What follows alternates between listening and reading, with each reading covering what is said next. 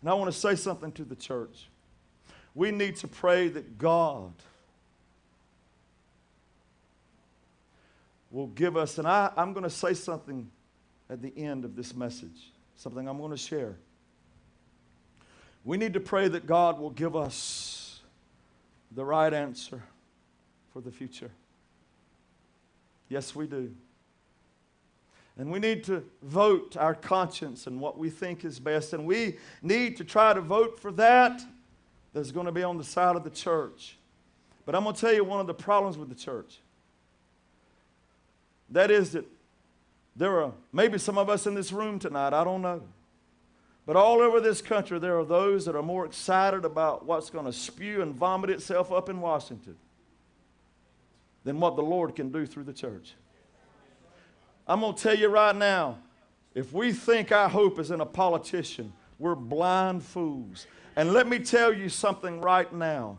I'd rather know who my enemy is than to cuddle myself up with a liar deceiver.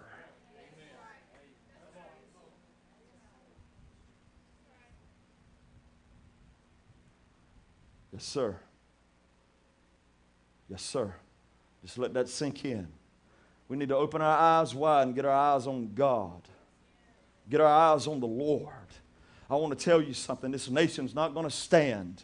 And if you think it is, I'm sorry, it's not going to stand. This thing is coming to an end. You see, I've read the book. I said I've read the book.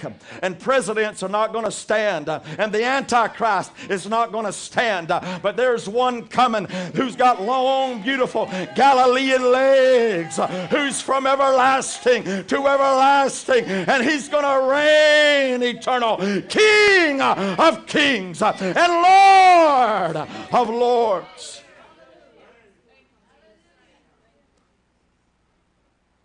They say peace, peace. There'll be no peace. I'm all for making America great again. Yes, sir.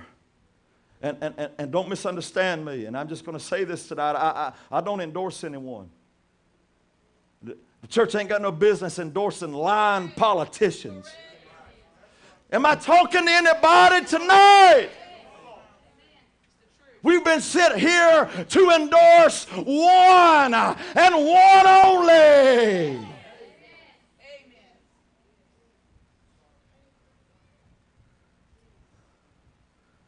And his name